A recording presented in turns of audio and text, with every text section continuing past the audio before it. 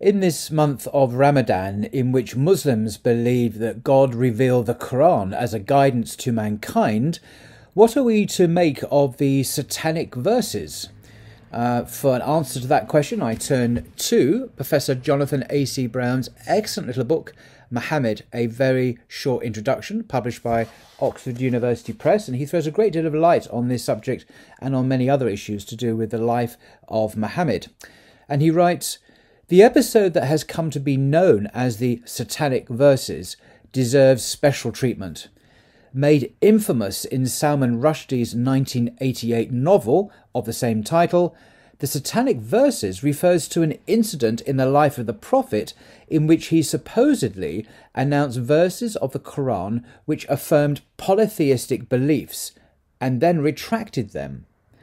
In the year 615, during the darkest time of Quraysh oppression of the Muslims, God revealed the Quranic verse, 'Have you considered Al-Lat, Al-Uzza and Al-Manat, the third, the other?' That's Qur'an chapter 53, verse 19.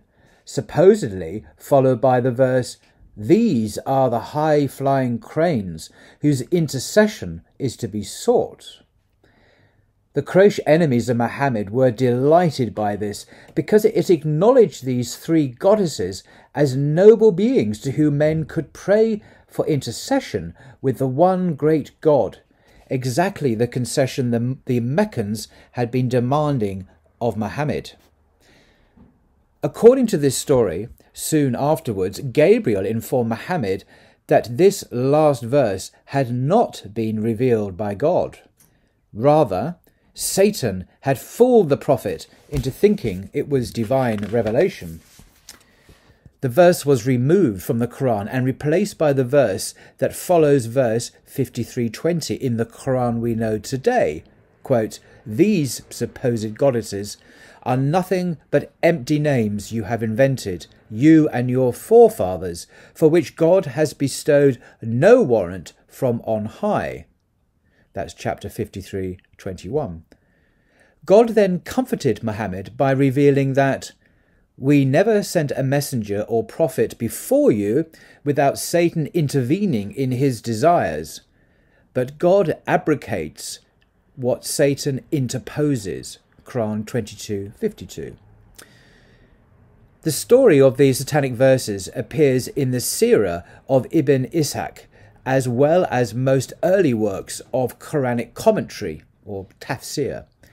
Western historians have accepted it as true based on the historical critical method principle that reports that seem to contradict orthodoxy must be true. Who would make them up? As Professor Watt notes, the Satanic Verses story is so strange that it must be true in its essentials. Indeed, the story seems to undermine central pillars of Muhammad's claim to prophecy, his status as an infallible channel of revelation, and the complete reliability of the Qur'an. From a Muslim point of view, if Satan could interfere in the revelation of the Holy Book, how do we know that other verses were not also tampered with? From the point of view of a non-Muslim evaluating Muhammad's claims to prophethood, his error in the revelation makes him seem like a mere mortal who first politicked to earn Meccan support and then tried to cover up a mistake.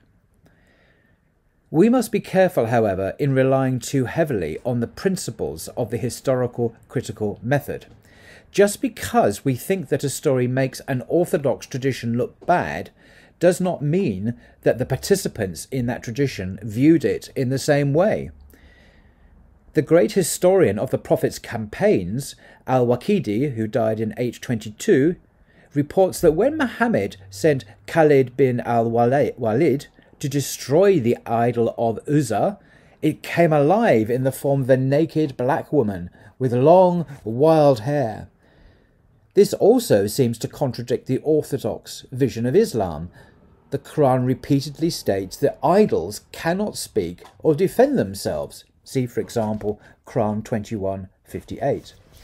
Yet in this report, we find one coming to life and charging its attacker. Should we believe this story is true just because it contradicts Islamic orthodoxy?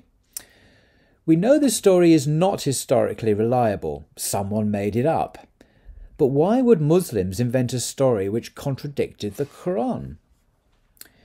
We must consider the possibility that the early Muslims saw the story of the Satanic Verses, as well as those of live idols, as totally consistent with their religion. Certainly, most Muslim scholars later rejected the story of the Satanic Verses as heresy.